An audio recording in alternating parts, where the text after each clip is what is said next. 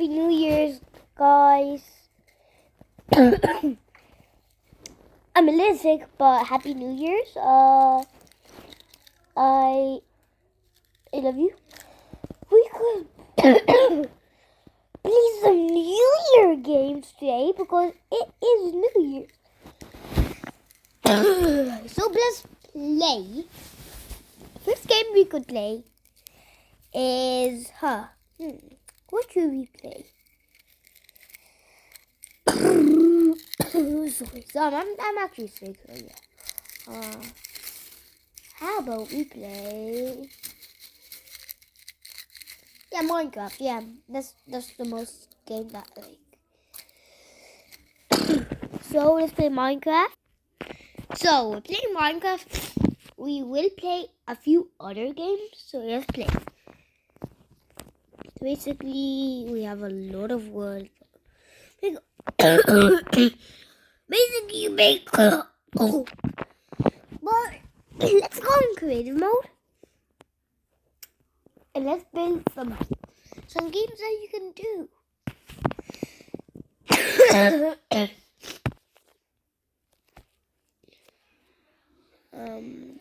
Here. Some little hacks that we can do. By the way, I'm in live. Again. That, yeah. I try my best to not cough in this video, in this live, so yeah, but here's some hacks that you can do. No, I don't mean like hacks, like you hacking someone. I mean like building things.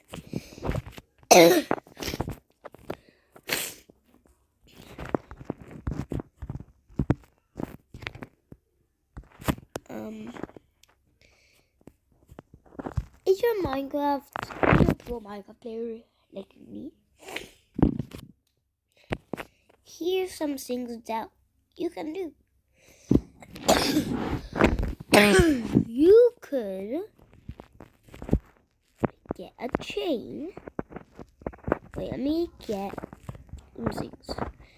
So how about next time you could get a wood.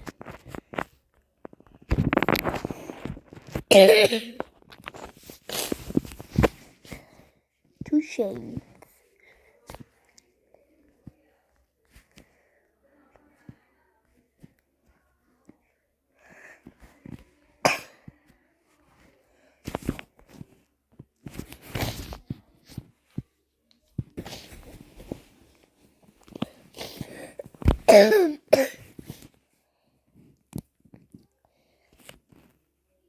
Get some of these in 2 beds.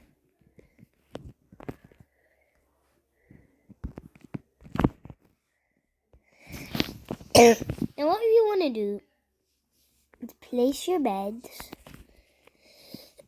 Do this.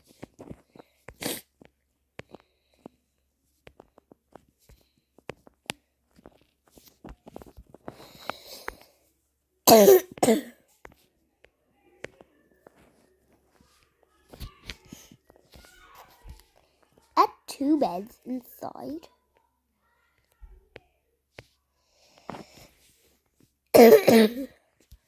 Two blocks right here. Shovels. Just like this. And make it look like a cool blanket.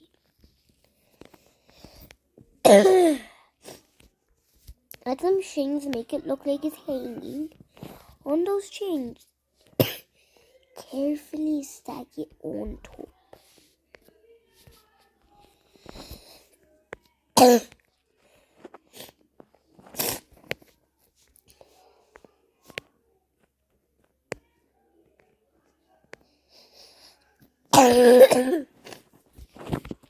Now you're gonna add some more of these.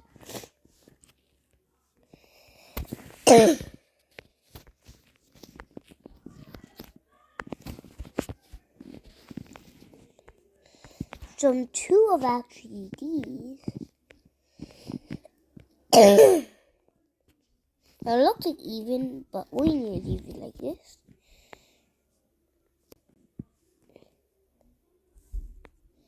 And then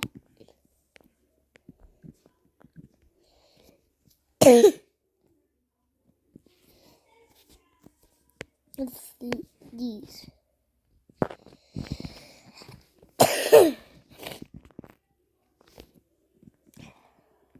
Now you could do this, but this is stupid. Instead, get some stairs.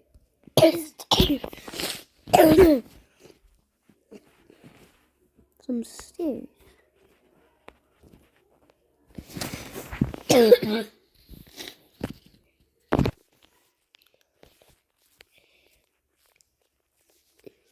And add these. Now, of course, it's gonna look good. So you could do this.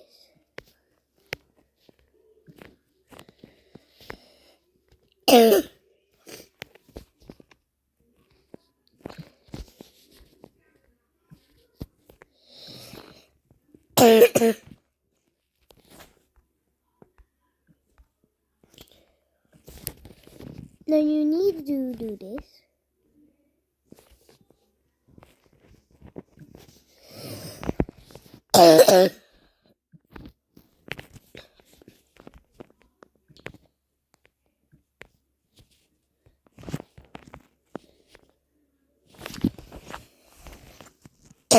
You could do it like this, but no. You want this side like this. Wait. Look at this. And this side like this. This side like this.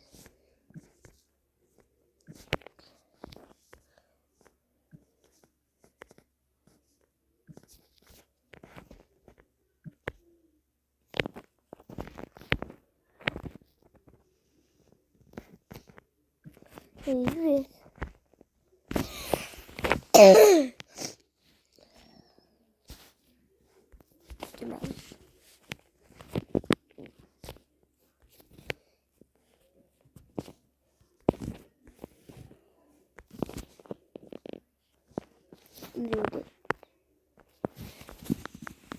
The more important thing about this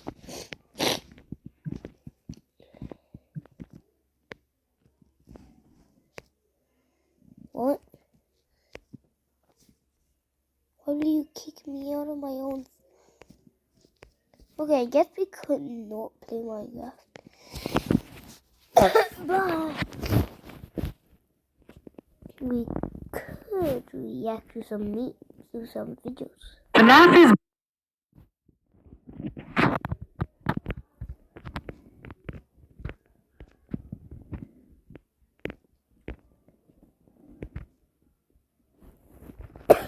This is relax to game series.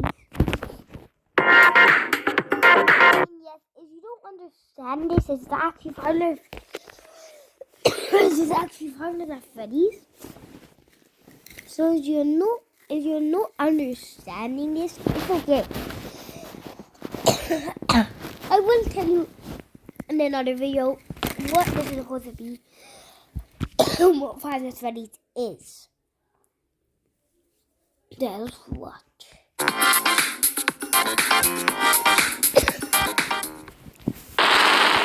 Hello, Internet! Welcome to Game Theory and page 20 of our final FNAF timeline. This is getting ridiculous. Last time we covered William Afton's rise as a serial killer, how the loss of his young son in 1983 caused him to make one fateful promise that would ultimately serve as his driving force for decades. I will put you back together. Fueled by grief and obsession, Afton would lose himself in work and drinks. One night in a fit of rage, he lashes out against Henry's young daughter Charlie, his first murder. This moment becomes the first domino to fall in a long sequence of events that ultimately destroys William's life and the lives of those around him. That one murder gives Afton a taste for blood, resulting in the deaths of 10 more children across 2 different pizzerias. Those children go on to possess animatronics, giving Afton his first exposure exposure to Remnant and the potential solution for bringing his son back to life. The need to learn more about this miraculous power leads him to produce the Funtime animatronics, as well as their capture devices. Robots designed to bring kids to him for experimentation and collection of more Remnant. Except there was one thing that he didn't account for: his daughter's curiosity. He made the robots too appealing, and it would cost him Elizabeth's life. Now with 2 children to put back together, Afton was more desperate and crazed than ever, returning to defunct pizzerias to steal the possessed metal still living inside their walls. What he didn't account for, though, were the ghosts, forcing him to pay for the sins of his past. When last we left him, William was spring-locked, bleeding to death behind a secret wall. Gone, but certainly not forgotten, as we're about to see in today's video. Today, we're finishing up Chapter 2 of our story, wrapping up the Afton era. Over the next 6 pages, we switch our focus to the other main character of the franchise, Mike, a young boy dealing with the fallout of a stupid childhood decision with tragic consequences. A young man whose life is best described as collateral damage, caught in the blast radius of William's whirlwind of destruction. Now, before we begin, let me just rip off the band-aid now. We won't be finishing the timeline today. I know. I'm sorry, I wanted to, but covering FNAF VR, AR, and Security Breach wound up taking me an additional 9 pages of script, and I've Sorry about that, guys. had to make the executive call to break this one up into 2. Don't worry, that part is already written, it is already recorded, it is just in the process of being edited. It is a hefty episode. So mark it on your calendar, that one's actually going to be going live on March 25th. It's also coming complete with a live talk back where we go back over everything from the past couple episodes, as well as having ourselves some very special guests. So overall, that one should be a lot of fun. Fair warning though, the conclusions we've reached that solve Security Breach, they are controversial. I feel good about them. Like, I think that we've locked in on a lot of the answers here, but they're gonna raise a lot of discussion. Let's just say that you're either gonna love that episode or hate it. I don't really think there's gonna be much in between on that one. Anyway, without any further ado, let's cover a chunk of the timeline that's a lot less controversial. Let's meet Mike. William still wasn't back. Weird. Michael knew his father sometimes traveled for work, disappearing for days on end, but usually there was some sort of notice, a phone call, a post-it, something. It's not like Michael and his father were close, far from it, but as a household of 2 suffering men coping with years of tragedy and loss, there was at least some element of communication between the 2 of them. They were united by a name and a shared pain. This time, though, things felt different. William had left nothing. His absence was longer. There were no check-ins, no updates, just silence. Something had happened. If there was one thing Michael knew about his father, it was that he had contingencies, safety checks, backup plans. His father was a careful and guarded man. He held his cards close to his chest, and as such, William had prepared him in the event that something like this ever happened. Normally, his father kept his home office locked, but in the event of an unexpected, prolonged absence, Michael had been instructed to enter his father's office and look behind an empty set of shelves mounted in the corner of the room. Rolling his eyes, Michael entered the office. He never fully understood how William was able to spend so many hours of his days locked up in here. There was just nothing to do. Most of this place was empty. He dragged himself over to the shelf in the corner, expecting to find an emergency contact list, a family safety deposit box. But what he actually found there was completely unexpected. Father, it's me, Michael. I did it. I found it. It was right where you said it would be. The shelf swung open and revealed a giant industrial elevator, one that led straight down into an underground bunker. But that was impossible. Hidden inside his childhood home was a secret entrance to an enormous underground science lair? It didn't make any sense. Seriously, it didn't make any sense. And yet, here it was, mapped directly underneath the floor plan of the house that he'd grown up in, lost his brother in, been tortured in. Michael thought that he'd known his father, a prideful, sad, angry man with petty, everyday problems, but clearly, he'd been living with a stranger this entire time. His father had secrets. Suddenly, the days of William being locked inside of his office made sense. He'd been here the entire time. Where was here, though? Was this Circus Baby's Entertainment and Rentals? The Circus Baby restaurant always did seem to be a deeply personal project for Father, a failure of his that cut unusually deep, especially after that first location had to be closed prematurely due to the gas leaks. After that day, Father really did seem to change, to lose himself. Reincarnated into another world. Who would you like to marry? Male companions? This is sad story, guys. Even more in his work. Clearly, the entrance he had found was some sort of secret back way into the facility, one that required crawling through vents to navigate. His father had been working here, but in secret. Why? And that's when he found her. At the end of the facility, Circus Baby, his father's pride and joy. Except something was different about her. She wasn't like the others. The way she talked, the stories she told. This wasn't just a robot. She was alive, somehow. And not only was she alive, she also felt familiar. There is something bad inside of me. I'm broken. I can't be fixed. Will you help me? Was this his sister? William's baby girl? But how? Why? What was this place? He dug around some old files and found blueprints outlining the features of these animatronics. Storage containers, voice mimicking, parental tracking. And was that a child in Freddy's stomach? Was his father collecting and experimenting on kids? Were all the rumors that he'd heard throughout his past actually true? That the animatronics came to life at night? That there were murders done in all the pizzerias? That his father had somehow been the prime suspect in all of it? Suddenly, Michael's mind flashed back to his persistent nightmares throughout his childhood. Had he been experimented on too? Tears stung in his eyes as anger, fear, and confusion filled his body. His father's secrets were pouring out. William wasn't just a lame, overworked father. He was a monster, toying with life itself. Suddenly, everything clicked. He frantically looked around the room, blinking human heads on poles staring back at him. Green eyes, his sister. Blue eyes, his brother. Closed eyes, his mom. All just staring expectantly. These were meant to be human. William was working down here trying to make believable humans, literally rebuilding the family that they had both lost. The small little girl robots with their British accents roaming the hallways of this underground facility suddenly took on a whole new context. Hello in there. Is it the same person? Were those meant to be his sister? A replacement for her? A clone? Was William building clones of his sister? They seemed to know him, after all, to react to his presence. They were all there. They didn't recognize me at first, but then they thought I was you. He always did have a bit of a resemblance to his father. Michael's mind reeled as the reality of his world crumbled to dust. No, he had to get them out of there. If this really was his sister, heck, if any of these things were human, souls, whatever remnant of the humans that they once were, they needed to be rescued. They always put us back inside. There's nowhere for us to hide here. Led by the voice of Circus Baby, he marched through the now empty halls of the Funtime Auditorium. He would lead them. He would protect them. And finally, he would be able to forgive himself for the killing of his brother so many years.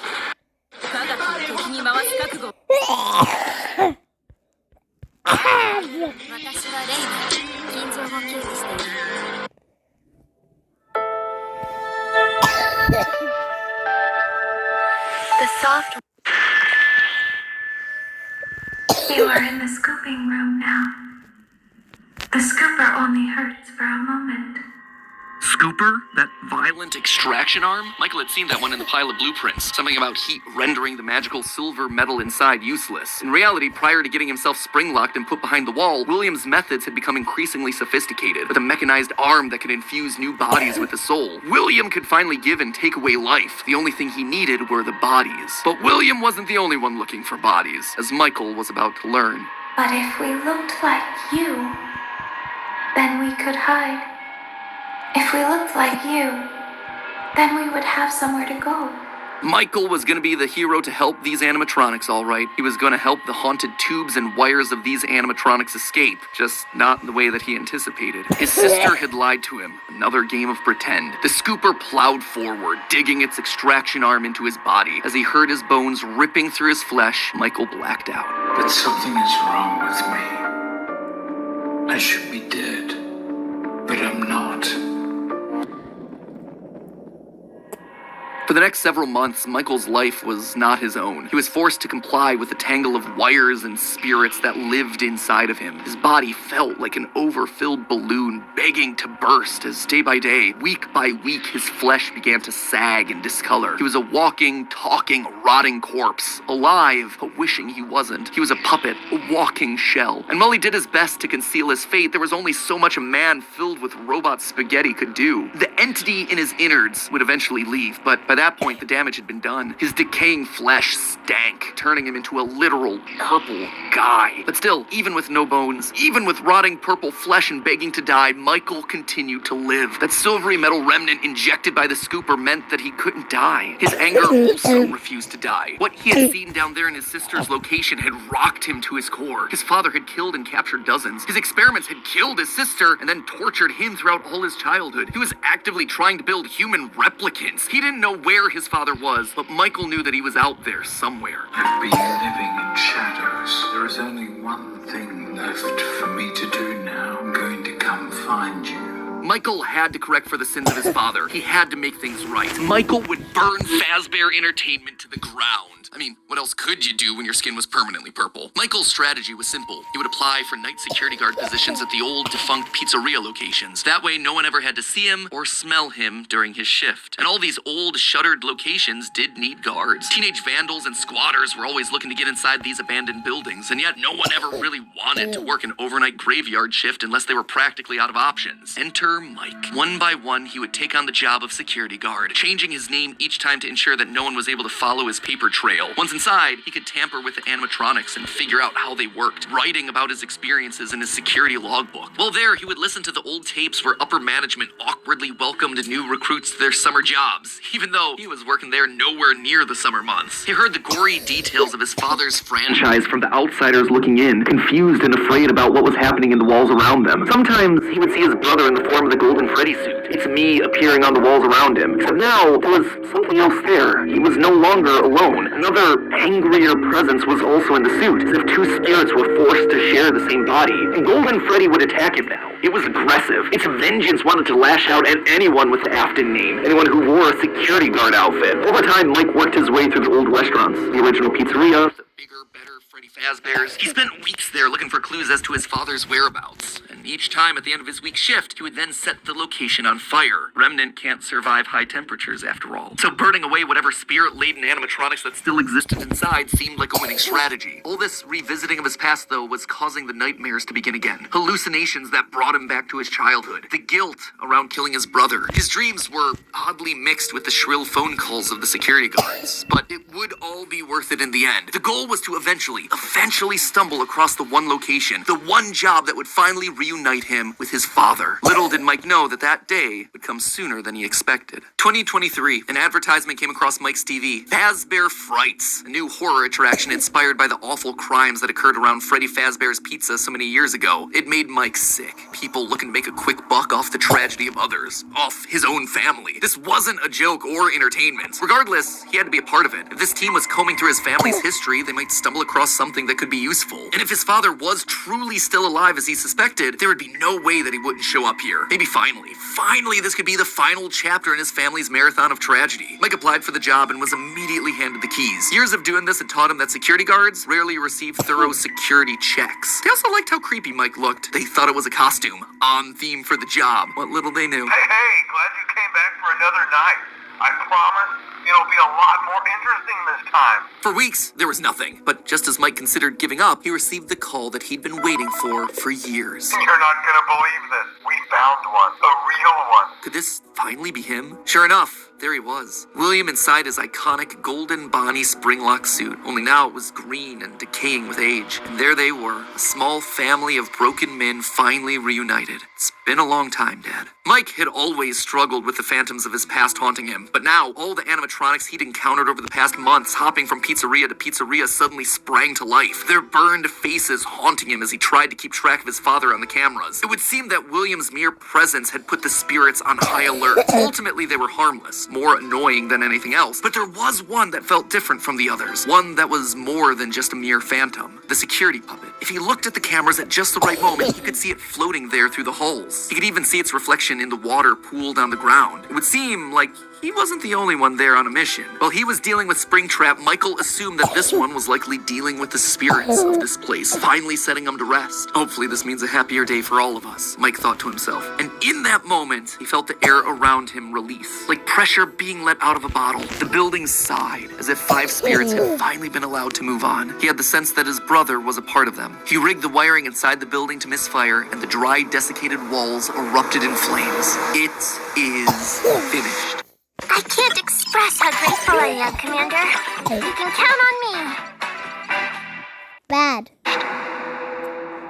Except it was not. Somehow, through sheer force of will, Afton remained. He had survived, and Mike would need to find a new way of finishing off his father. Luckily, the solution would present itself later that year. Not from Mike, but from another victim that had been left in his father's wake. We're talking about becoming a Fazbear Entertainment franchisee. Restaurant ownership and management. Something almost anyone can do with a limited degree of success. You are now the face of the newly rebranded Freddy Fazbear's Pizza. Fazbear Entertainment as a brand had been closed for years. William had been stuck in a suit and a wall. The only person who legally could bring the franchise back was Henry, but he'd largely pulled out of the franchise around the time of his father's disappearance. Something was up. Surely this had to be some kind of a trick, right? Mike, doing what he did best, applied for a franchise and immediately got the job. There was just one thing out of the ordinary. Paragraph 4. If you are playing this tape, that means that not only have you been checking outside at the end of every shift, as you were instructed to do, but also that you have found something that meets the criteria of your special obligations under paragraph 4. No employment contract he'd ever signed required him to keep special lookout for independently moving animatronics outside the restaurant. Now he knew something was up here. Henry was luring them all back. Rather than trying to go to them, like Mike had done for years, Henry was doing the opposite. He was putting them all under the same roof. He was finishing them off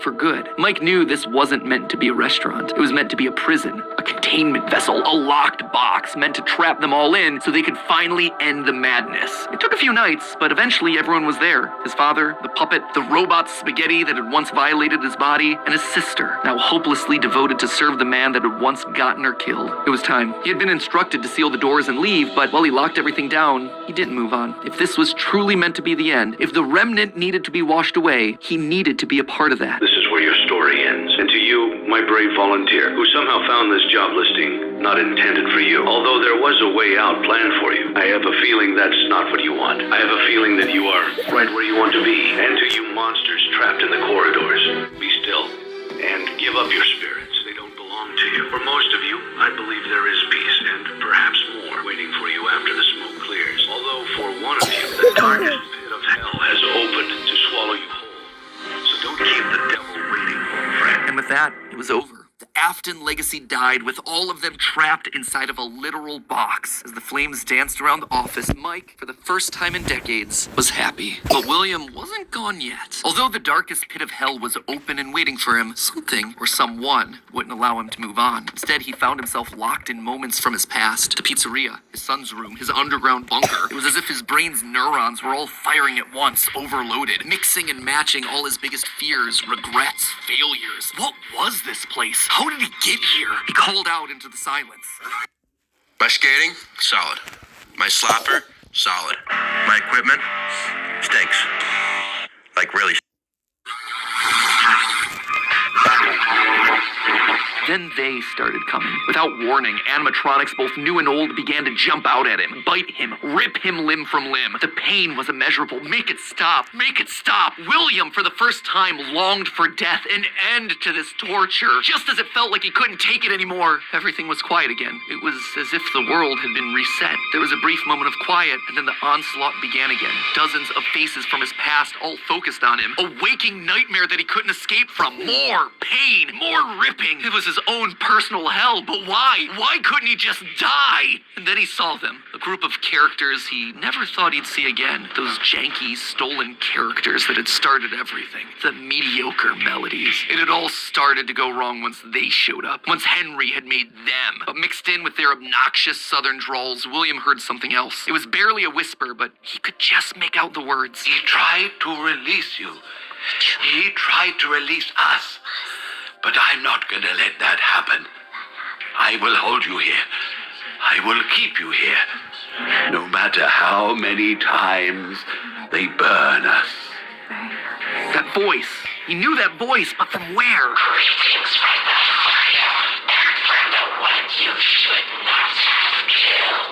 The one he shouldn't have killed. William thought back. He'd done a lot of awful things, but there was always the one that stood out. Not Charlie, his drunken act of revenge. Not Susie, his first true murder. No. Instead, it was the one that he had lost control with. The one that he had broken beyond repair for no good reason other than because he could. The one that he'd stuffed inside the golden bear that his partner used to wear. Cassidy. They were back, and now they were trying to punish him, to make him suffer like he'd made them suffer. It was almost like William and Cassidy's souls had been locked together, fused by a collective rage and spite, each refusing refusing to move on. But while Cassidy was so focused on taking revenge, they actually did the one thing that would be the downfall for so many others. They kept William alive. Even though fire should have destroyed the remnant that was coursing through his being, Cassidy kept William breathing, paving the way for his escape. William's will was so strong, his soul so powerful that he managed to put a part of himself inside the circuitry that housed the spring-lock suit. And there, his consciousness lay, inside a single circuit board, waiting for someone to find him and set him free. A person that no one would suspect. Okay, so a bit of a shorter chunk, but an important one as we shift perspectives to Mike and tell his side of the story. And with FNAF VR, AR, and Security Breach having so much to explain, I didn't want to rush through things by trying to cram it all in here. Don't worry, I know you've all been patient. The final video is happening on March 25th. That is locked, it is getting ready to go. Trust me, I want this thing to be over and done with as much as you. I am not just stretching it out for the views. But before we wrap up for the day, I did want to talk about the big Orville elephant in the room, Mike's quest for revenge. You might have noticed that I was vague about the dates, and there's a good reason for that. I don't know them. There is no good way for me to make them fit in. Here's what I do know. We know with a high amount of certainty that Michael Afton is the character that we play as up until Ultimate Custom Night. Mike Schmidt and Fritz Smith, the security guards for FNAF 1 and FNAF 2 respectively, get fired for, quote, tampering with the animatronics and odor. So weird connection between the two of them, right? But now, look at the phantom animatronics that are haunting us in FNAF 3. They use models from both FNAF 1 and FNAF 2, meaning whoever is sitting in that security guard chair, Fazbear Frights, they have to have seen both locations and their animatronics. And that's not all. Their designs are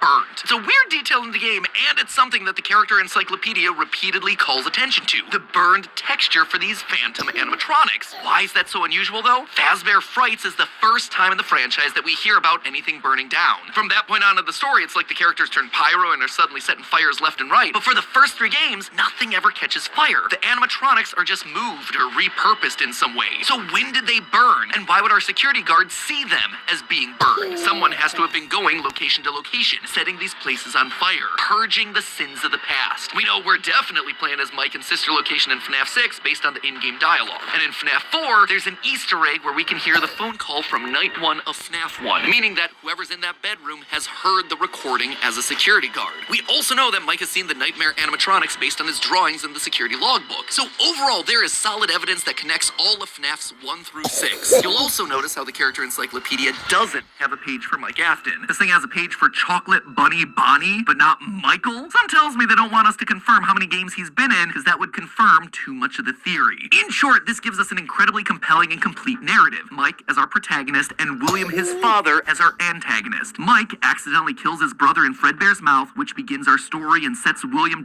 Listen, you could pay for a streaming app and a music app, or just get YouTube Premium. Him down his pathway of destruction. Mike is then haunted by the guilt of his past and is looking to make things right across the rest of the games. In Sister Location, he learns what his father's been up to and realizes what he has to do to correct it. After failing to finish the job in FNAF 3, he ultimately helps Henry end it all in FNAF 6. It is great. It is a clean narrative. There is just one problem: timing. Mike's quest can't really start until he's been down to Sister Location, seen Baby, and gotten himself scooped. That's when he finds out about Afton's secret life. It's also when he's gonna start to smell, because, you know, he's a walking, talking, rotting corpse. And we know that he's not going down into the bunker until the Funtime animatronics have been made, Freddy's has been closed, and Afton is out of the picture. That all should be happening post-1993, after William is sealed behind a wall. But that then presents us with a few problems. Afton has already dismantled the original animatronics as we see in the FNAF 3 minigames. How are those things getting burned if they're already deconstructed? But more importantly, we see FNAF 2 paychecks with the date 1987. That is way earlier than I think it can be. To be fair, Fritz Smith's pink slip on Night 7 doesn't have a date, but it's a bit weird to say that the first few nights are in 1987 and then employee number 3 is hired on years after the restaurant closes. Anyway, just wanted to call that out because I don't have a solid answer for it, and I'd love to see your comments down below. And with that, my friends, this chapter comes to a close. We'll see you on March 25th for the grand finale as we cover the final 3 games of the franchise and the controversial answers we think solves what those games were trying to tell us. Until then, my Faz heads, remember, even though Afton kinda succeeded in being brought back to life, gotta admit, he's still looking a little bit on the dry, dehydrated side. I suppose 3 fires and being dead for a decade will tend to do that to ya. Fortunately, thanks to today's sponsor, AirUp, I think we can help help him out with the hydration thing, not the whole burning alive thing. You guys know that I hate drinking plain water. It's just boring. And that then led me to my current crippling Diet Coke addiction. However, Air Up has found a way to harness the power of science to get me to drink more water, which not only do I love in principle, but I can truly say has changed my drinking habits forever. They use these special scent pods that fit directly onto the top of the bottle, and almost as if by magic, it makes the water taste like basically anything you want. How? If you guys have ever watched Food Theory, you've probably heard me say that smell is more important than taste, and that's exactly what Air Up's taken advantage of here. These pods are full of flavorful smells like watermelon, peach, wild berry. That one's my personal favorite. And